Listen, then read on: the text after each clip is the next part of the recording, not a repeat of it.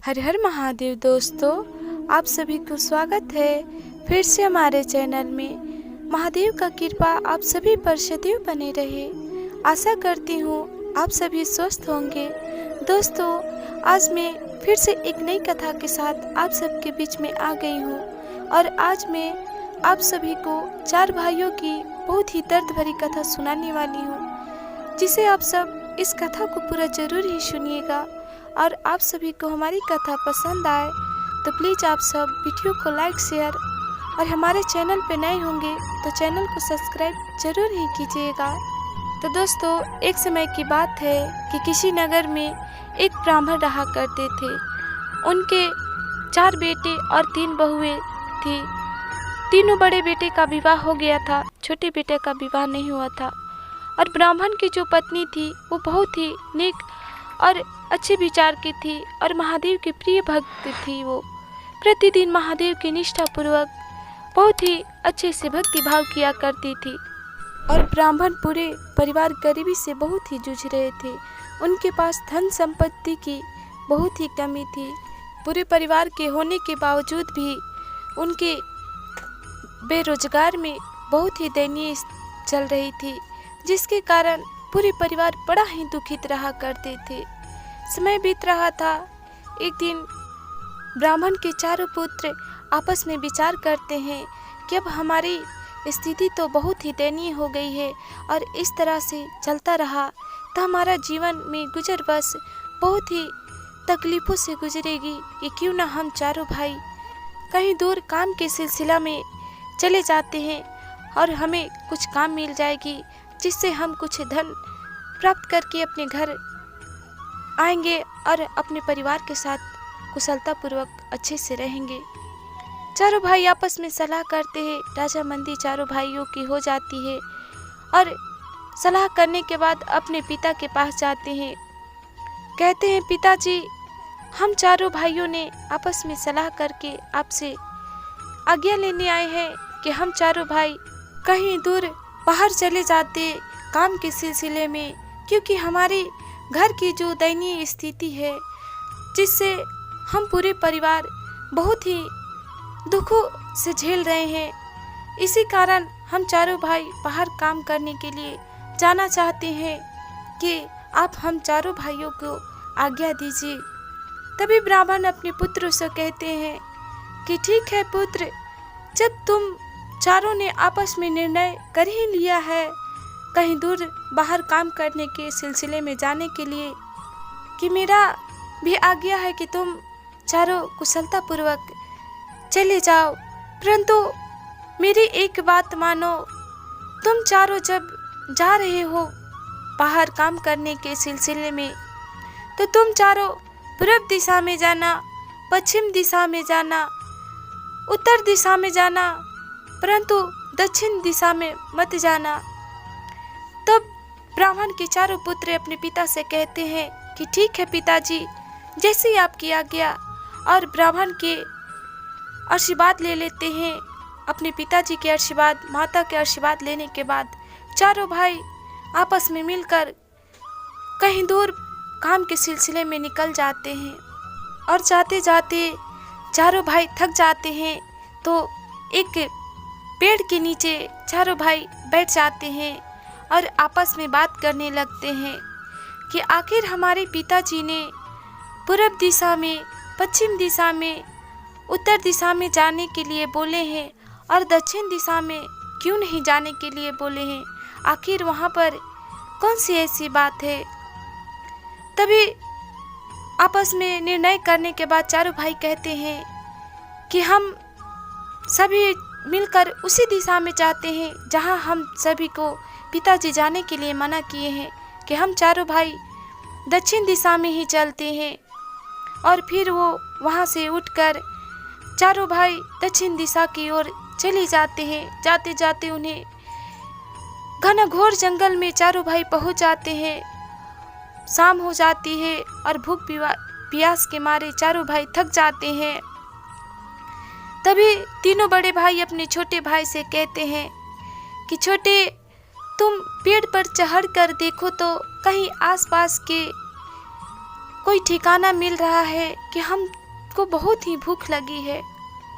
तभी ब्राह्मण की छोटे जो बेटे थे वो पेड़ पे चढ़ते हैं और चढ़ने के बाद देखते हैं तो उन्हें कहीं दूर एक जंगल में एक झोपड़ी नजर आती है। तो पेड़ से उतरने के बाद अपने तीनों बड़े भाइयों से कहते हैं कि भैया, इसी जंगल में कहीं दूर एक झोपड़ी नजर आ रही है कि चलिए हम सब वहीं मिलकर चलते हैं कि वहीं पर हमें कुछ खाने पीने को ज़रूर ही मिल जाएगी, क्योंकि इस घने घोर जंगल में तो हमें कुछ भी खाने पीने को नहीं मिल रही है और भूख प्यास के मारे हम चारों भाई बहुत ही तड़प रहे हैं। तभी छोटे भाइयों के बड़े भाई जो थे, ब्राह्मण के बड़े बेटे, कहते हैं अपने छोटे भाई से कि ठीक है छोटे, चलो हम सभी मिलकर चलते हैं। और चारों भाई मिलकर उस झोपड़ी के पास चले जाते हैं और जाते हैं तो देखते हैं कि उसमें एक सुंदर सी कन्या अकेली बैठी हुई है। तभी उसके पास जाते हैं और कहते हैं कि क्या हम सभी को कुछ खाने पीने को मिलेंगे, कि हम चारों भाई बहुत ही दूर से थके हुए आए हुए हैं और हम चारों भाइयों को बहुत ही भूख प्यास लगी है। तभी वो कन्या जो थी वो बहुत ही चारों भाइयों को देखने के बाद जोर से हंसने लगती है और हंसने के बाद वो फुट फुट कर रोने लगती है, क्योंकि वह एक दानव की पुत्री थी और वो यह सोच के रो रही थी कि ये तो चारों भाई बहुत ही सुंदर और बिल्कुल राजकुमार के पुत्रों की तरह लग रहे हैं, जबकि हमारे पिता जब आएंगे तो इन चारों को खा जाएंगे। और उसी बात को लेकर वो दानव की पुत्री फुट फुट कर रो रही थी।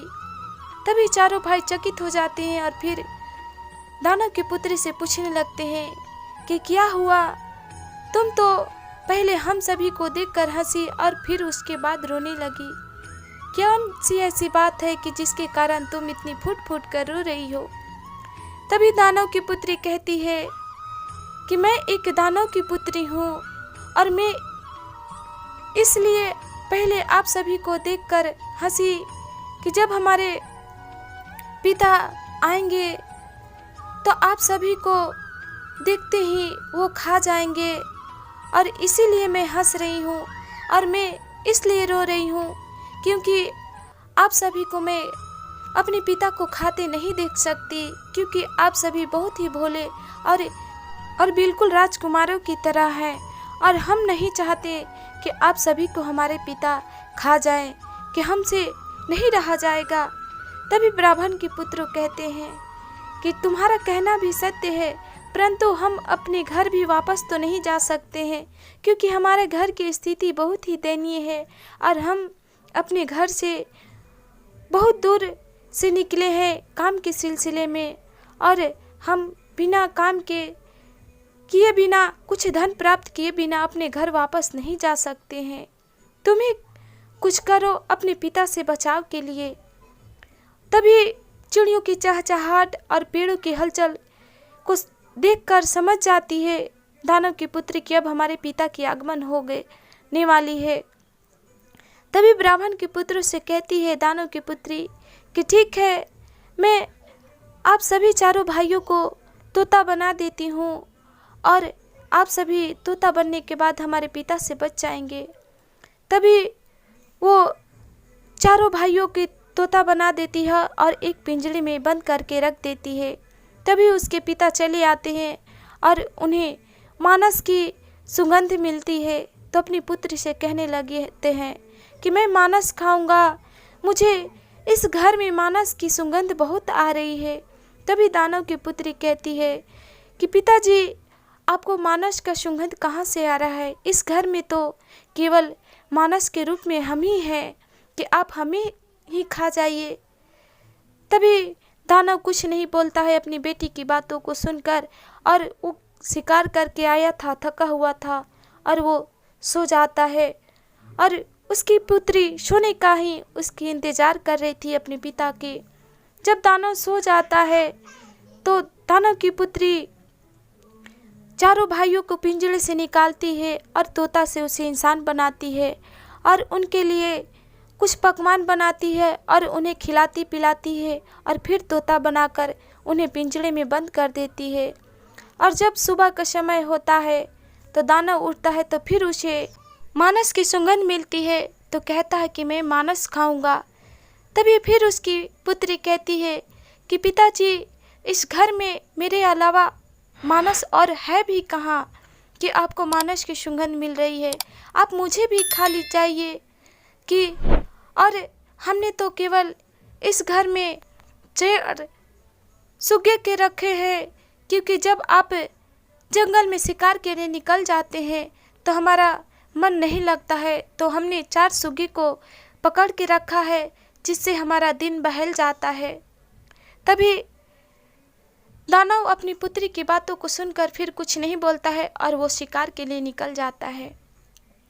और जब शिकार के लिए चला जाता है तो दानव की पुत्री चारों भाइयों को पिंजरे से निकालती है और उसे कहती है कि आप सभी सुरक्षित इस जंगल से कहीं दूर चले जाइए जिस कार्य के लिए आप सभी आए हैं, और फिर कभी इस जंगल में कुटिया की तरफ मत आइएगा, नहीं तो हमारे पिताजी आप सभी को खा जाएंगे। और फिर वहाँ से चारों भाई चले जाते हैं और जाने के बाद उन्हें दूसरे नगर में अच्छा काम मिल जाते हैं, किसी की दरवानी, किसी की रसोई के काम। चारों भाइयों को अलग अलग कार्य मिल जाते हैं और चारों भाई बहुत ही कुशलतापूर्वक अच्छे से करने लगते हैं। समय बीत रहा था, ऐसे करते करते 2 साल बीत जाते हैं।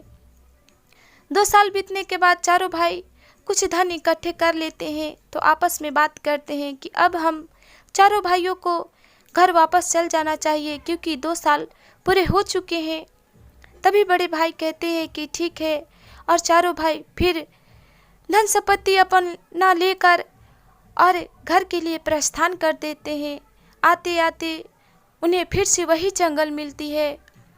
तभी बड़े भाई कहने लगते हैं अपने तीनों छोटे भाइयों से कि चलो हम सभी को इस जंगल से बहुत जल्द ही निकल जाना चाहिए, क्योंकि शाम भी होने वाली है, नहीं तो वो दानव हम सभी को खा जाएगा, जरा सा भी अगर हम सभी का उसे सुगंध लगेगा तो।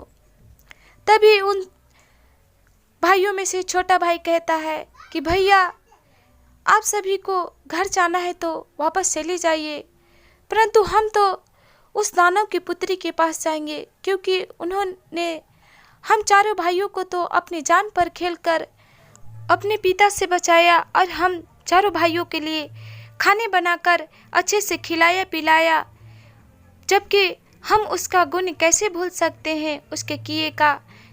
हम तो उससे मिले बिना नहीं जाएंगे, क्योंकि ब्राह्मण का जो छोटा पुत्र था उसका तो विवाह नहीं हुआ था और वो दानव की पुत्री से विवाह करना चाहता था, और इसीलिए वो दानव की पुत्री से मिलना चाहता था।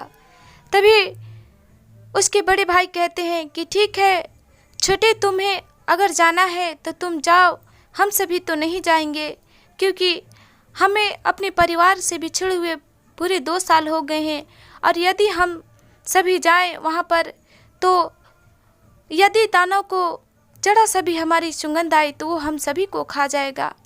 तभी छोटा भाई कहता है कि ठीक है भैया, आप तीनों घर चले जाइए, हम दानव के पुत्र से मिल कर आते हैं। और तीनों बड़े भाई घर वापस चले जाते हैं और ब्राह्मण का छोटा जो बेटा था वो उसी कुटिया में दानव की पुत्री से मिलने के लिए चला जाता है। और जब जाता है तो दानव की पुत्री उसे देखकर बहुत ही चकित हो जाती है और फिर वो कहने लगती है कि आप यहाँ पर क्यों चले आए, आपको तो हमने मना किया था कि कभी भी फिर वापस इस जंगल में मत आइएगा। तभी ब्राह्मण का पुत्र दानव की पुत्री से कहता है कि मैं तुम्हारे कर्तव्यों को कैसे भूल सकता हूँ, कि मैं तुमसे विवाह करना चाहता हूँ, कि तुम हमसे विवाह कर लो। तभी दानव की पुत्री कहती है कि नहीं, ऐसा बिल्कुल नहीं हो सकता है, हमारे पिता एक मनुष्य से कभी भी विवाह नहीं करने देंगे।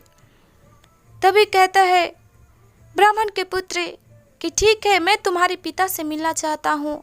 और तभी चिड़ियों की चहचहाहट और पेड़ों की हलचल होने लगती है, तो दानव की पुत्री समझ जाती है कि अब हमारे पिता की आगमन होने वाली है।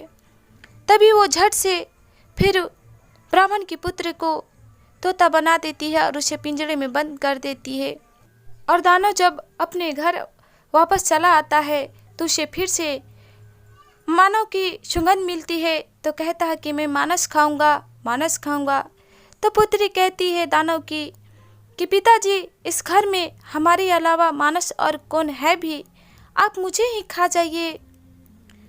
तो दानव थका हुआ था, शिकार करके आया था, तो फिर वो सो जाता है। और सोने के बाद दानव की पुत्री पिंजरे से ब्राह्मण की पुत्र के निकालती है और उसे इंसान बना देती है। तभी ब्राह्मण का पुत्र कहता है अब दानव की पुत्री से कि तुम बाहर जाओ, मैं तुम्हारे पिता से कुछ बात करना चाहता हूँ। वो बहुत ही चतुर था और दानव की पुत्री को बाहर भेज देता है। वो बाहर चली जाती है और जाने के बाद वो खंजर लिया था और खंजर से दानव को पीठ पर मारने लगता है। तभी घर से चीखने की आवाज़ निकलती है और तभी दानव की पुत्री बाहर से दौड़ी दौड़ी घर में जाती है तो देखती है कि ब्राह्मण का पुत्र उसके पिता को खंजर मार रहा है और खंजर मारने से दानव मर जाता है। तभी ब्राह्मण का पुत्र कहता है कि लो, मैंने तुम्हारे पिता को मार डाला, अब तुम हमसे विवाह कर लो, कि मैं तुमसे विवाह करना आया हूँ। तभी दानव की पुत्री कहती है कि नहीं, मैं तुमसे बिल्कुल विवाह नहीं कर सकती हूँ, कि मेरे पास एक पुतले है, लो इस पुतले को, तुम्हें जो चाहिए उस पुतले से मिल जाएगा और तुम वापस अपने घर चले जाओ। तभी ब्राह्मण का पुत्र उस पुतले को लेता है और पुतले से कहता है कि ये पुतला, तुम इस दानव की पुत्री से हमारा विवाह करा दो।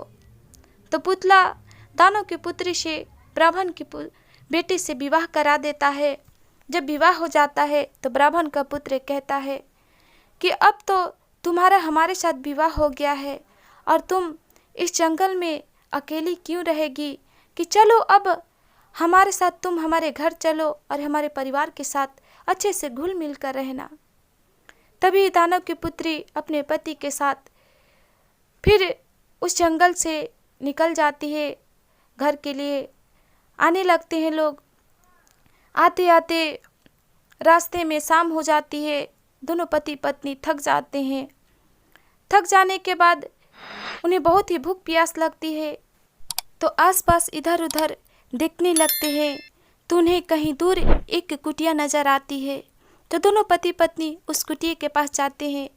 जब जाते हैं तो कुटिया में देखते हैं कि एक ब्राह्मण बैठे हुए, तो उनके समीप जाते हैं और कहते हैं कि बाबा, हम दोनों पति पत्नी हैं और हम दोनों को बहुत ही भूख प्यास लगी है, कि क्या आप हमें खाने पीने का बंदोबस्त कर सकते हैं। तभी ब्राह्मण कहते हैं कि ठीक है, तुम दोनों बैठो, हम तुम दोनों के लिए खाने का बंदोबस्त करते हैं। तभी ब्राह्मण का पुत्र बैठकर कहता है साधु बाबा से कि बाबा, आप हमारे लिए इस घने घोर जंगल में खाने का बंदोबस्त कहाँ से कीजिएगा। तभी कहते हैं वो साधु बाबा कि हमारे पास एक जादुई झोला है, जिसे कहने के बाद 16 कोस दूर में बाजार लग जाती है और जो भी कुछ ज़रूरत होती है वो सारी ज़रूरत हम इस बाज़ार से ले लेते हैं।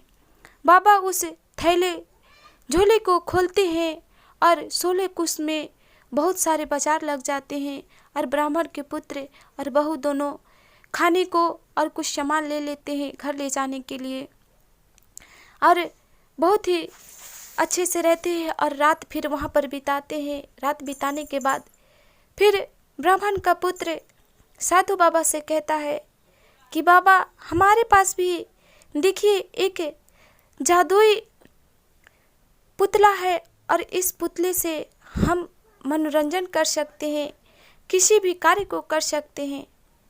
तभी कहता है ब्राह्मण का पुत्र कि पुतले, तुम बाबा को मनोरंजन कराओ। नाच गाना करने लगता है और फिर उन्हें तरह तरह के कार्य करने को दिखाता है। तो इस दृश्य को देखकर ब्राह्मण को उस पुतले बहुत पसंद आ जाती है। तभी कहने लगता है कि तुम इस पुतले को हमें दे दो। तभी ब्राह्मण का पुत्र कहता है कि बाबा आप मुझे वो झोला दे दीजिए और उसके बदले में मैं आपको इस पुतली को दे दूंगा। तो साधु बाबा कहते हैं कि ठीक है, और साधु बाबा अपने झोले को दे देते हैं और ब्राह्मण का पुत्र अपनी पुतली को दे देता है और झोले को ले लेता है और फिर वहाँ से अपने घर प्रस्थान कर जाता है। और इधर ब्राह्मण और उसकी पत्नी अपने छोटे बेटे को लेकर बड़ा ही चिंतित थे, और क्योंकि जब उनके तीनों बड़े बेटे गए थे तो उन्हें सही सही सारी बातें को बता दिए थे। कहे थे कि छोटे भाई एक दानव के पुत्र से विवाह के सिलसिले में गया है, यदि बच गया तो ठीक ही है, नहीं तो उसके कोई ठिकाना नहीं है। उसकी बातों को सुनकर बड़ा ही चिंतित थे ब्राह्मण पति पत्नी। और इधर कुशलतापूर्वक ब्राह्मण का पुत्र और बहू दोनों घर फिर वापस आ जाते हैं और उन्हें देखकर ब्राह्मण और उनकी पत्नी पूरे परिवार बहुत ही उमंग से भर जाते हैं और बहुत ही कुशलतापूर्वक बहू को ब्राह्मण की पत्नी जो थी गृह प्रवेश करवाती है और अपने घर परिवार में अच्छे से रखती है। जब घर जाता है तो ब्राह्मण के पुत्र के पास किसी भी प्रकार की कोई कमी नहीं होती है, तो कहता है कि आज शाम की खाना कोई नहीं बनाएगा, आज सभी को हम ही खिलाएंगे। और वो चुपके से झोले निकालता है और उसे कहता है बाजार लगाने के लिए, और तभी 16 कोस में बाजार लग जाते हैं।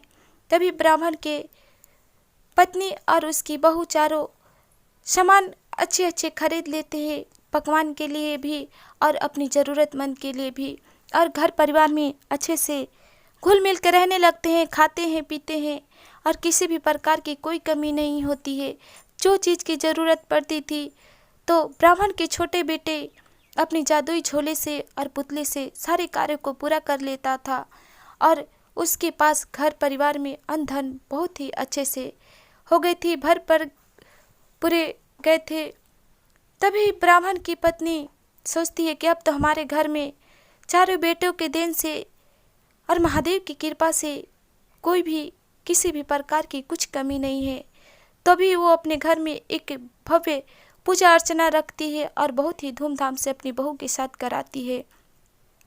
और चारों भाई भी आपस में झगड़ते करते कुछ नहीं करते थे, किसी से कोई समस्या नहीं थी, कोई जलन नहीं थी, और चारों भाई आपस में बहुत ही घुल मिल के बहुत ही अच्छे से रहा करते थे।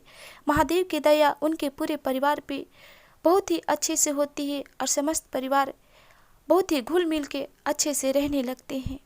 और ब्राह्मण का पुत्र जो छोटा था वो अपने जादुई झोले और पुतले के बारे में घर में किसी भी परिवार से कुछ नहीं बताता है और अपने सारे भाइयों की ज़रूरतमंदों को पूरा करता है और समस्त परिवार के साथ अच्छे से घुल मिल के रहने लगता है। तो दोस्तों, आशा करती हूँ आप सभी को आज की हमारी कथा पसंद आई हो, तो प्लीज़ आप सब हमारे कमेंट बॉक्स में महादेव का नाम एक बार जरूर ही लिखिए। महादेव की कृपा आप सभी पर सदैव बने रहे। आप सभी को हर हर महादेव।